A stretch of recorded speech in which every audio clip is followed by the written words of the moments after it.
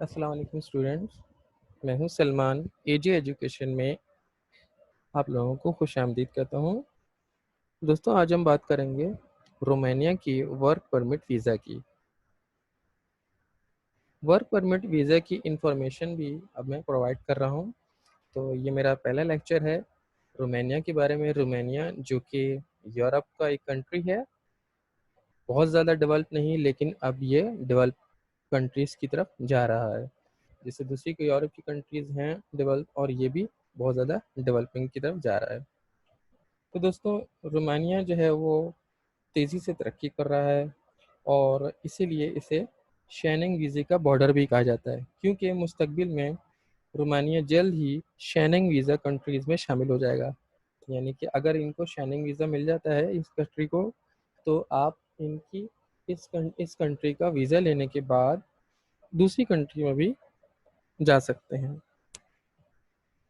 और बहुत सारी कंट्रीज़ में सफ़र कर सकते हैं।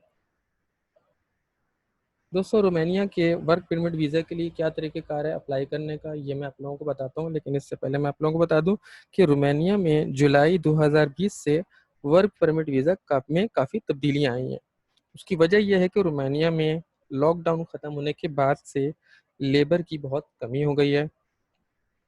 इस वक्त इन्हें तकरीबन 30,000 लेबर की ज़रूरत है, जिसके लिए इन्होंने वीज़ा ओपन किए हुए हैं।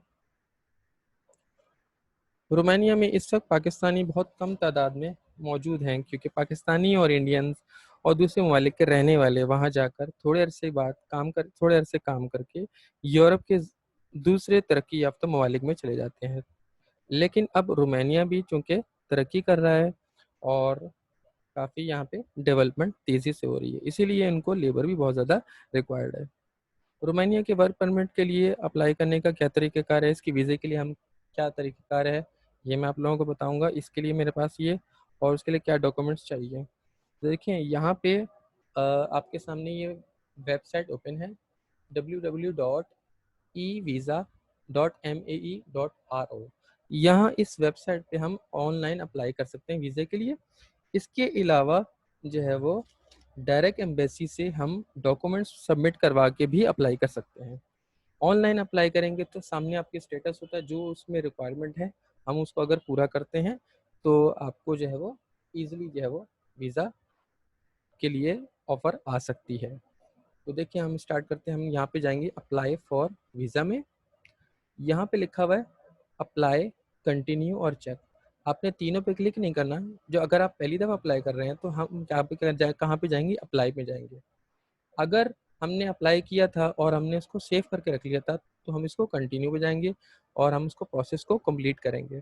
और अगर हम वीज़ा अपने एप्लीकेशन भेज चुके हैं और हम स्टेटस चेक करना चाहते हैं कि हमारा वीज़ा कहाँ तक पहुँचा, कहाँ तक उसकी कंफर्मेशन आई, इंफॉर्मेशन आई, तो वहाँ आप क्या करेंगे, उसको चेक करने के लिए यहाँ पे जाएंगे। तो अभी हम अप्लाई कर रहे हैं। मैं आपको एक डमी ये फॉर्मेट पे क्या दिखाता हूँ कि हम क्या कहाँ पे जाएंगे अप्लाई में।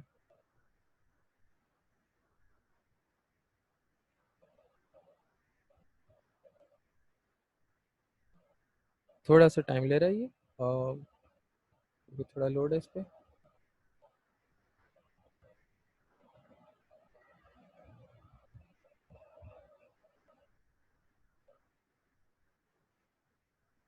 देखें, यहाँ पे आ गया यूजफुल इंफॉर्मेशन। इसमें लिखा हुआ है, it is highlighted that in the context of Covid endemic 19 pandemic, in case you are not an essential traveler, or if you do not apply for a long stay visa for Romania, your visa application cannot be processed।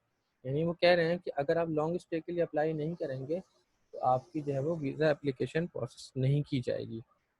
ठीक है।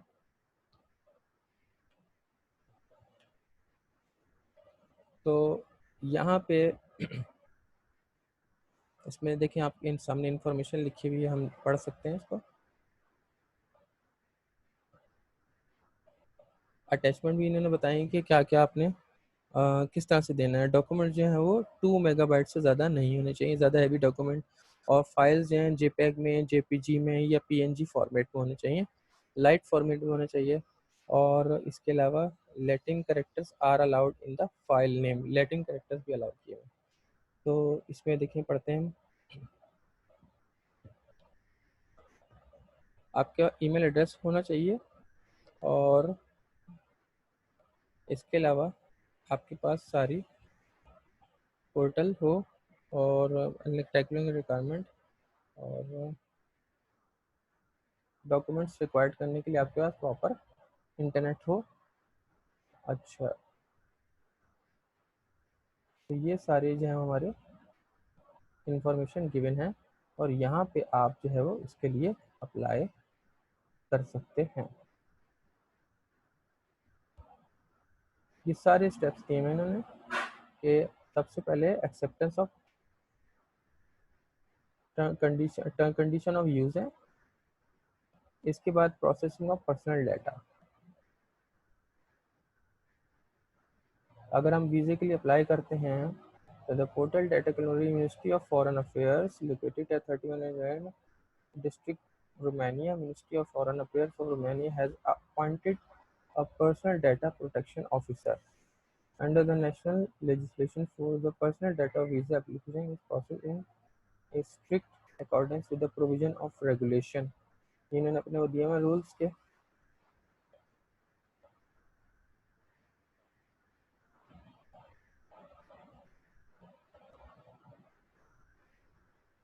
यहाँ पे हम क्या करेंगे फिर, by making use of external, तो आपको टर्म्स और कंडीशन जो है वो लाजमी क्या करना है, एक्सेप्ट करने हैं। यहाँ पे आप पढ़ लेंगे तो उसके बाद इसको टिक करके फिर हम आगे पढ़ेंगे।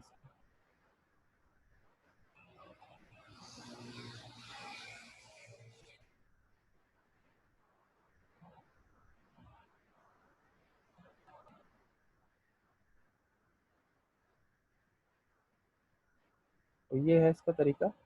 और जब आप अप्लाई कर लेंगे तो फिर इसके बाद आपके ईमेल एड्रेस पे आपको ईमेल आ जाएगी कि आपने जो है, मैं इसको पूरा इसलिए नहीं कर रहा क्योंकि मैं तो अभी अप्लाई नहीं कर रहा हूँ। तो आप क्या करेंगे, जब इसको ऑनलाइन अप्लाई कर देंगे तो आपके पास ईमेल आ जाएगी, जिस ईमेल के ज़रिए आप अप्लाई करेंगे उस पर ईमेल आ जाएगी और उसमें जो अगर अगर कोई डॉक्यूमेंट्स रह जाते हैं रिक्वायर्ड तो वो उसमें ईमेल आ जाएगी कि आपके ये डॉक्यूमेंट्स रिक्वायर्ड हैं। और अगर कंप्लीट हो जाती है, एक्सेप्ट हो जाती है, तो आपके पास अपॉइंटमेंट के लिए टाइम दिया जाएगा और फिर आपने उसमें अपॉइंट होना है और आप ने उसमें अपॉइंटमेंट लेनी है। तो उसमें ये होगा कि या तो उनकी तरफ से कॉल आएगी, वीडियो कॉन्फ्रेंसिंग होगी या फिर आपको जो है वो एम्बेसी बुलाया जाएगा, वहाँ पे इंटरव्यू होगा और वहाँ पे फाइनल वीज़ा जो है वो क्या होती है, प्रोसेस होता है। और आपको फर्दर डिटेल देखनी है डिप्लोमेटिक मिशन या काउंसलर पोस्ट ऑफ रोमानिया, आप जो है वो कंसल्ट कर सकते हैं इस यहाँ पे आप चले जाएंगे तो ये रोमानियन मिशन दिया हुआ है। अब इसमें दिया हुआ है, अब यहाँ पे आपके पास रोमानिया का ये सब आप जो है वो इंफॉर्मेशन यहाँ पे ले सकते हैं।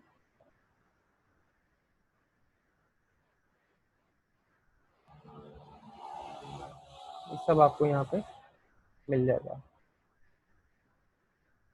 इसमें जो डॉक्यूमेंट्स चाहिए वो भी लिखे हुए हैं कि किस तरह जो क्वेश्चन आपको पूछने की क्या कंडीशन है, और शॉर्ट वीज़ा ग्रांटेड है, और इसके अलावा शॉर्ट स्टे वीज़ा है, सिटीज़न ऑफ रशियन फेडरेशन, ये सारी आपको इंफॉर्मेशन गिवन है इसमें।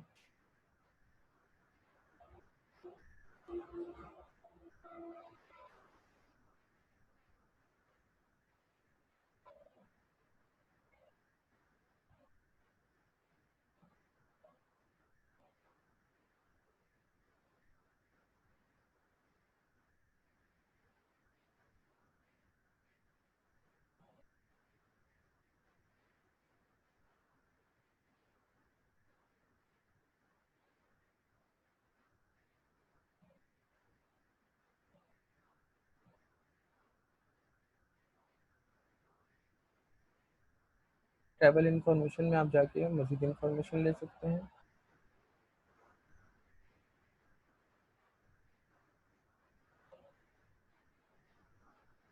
तो ये थी दोस्तों आज की वीडियो, उम्मीद है आप लोगों को पसंद आई होगी। तो आप लोगों से रिक्वेस्ट है कि मेरे चैनल को लाइक करें और सब्सक्राइब करें।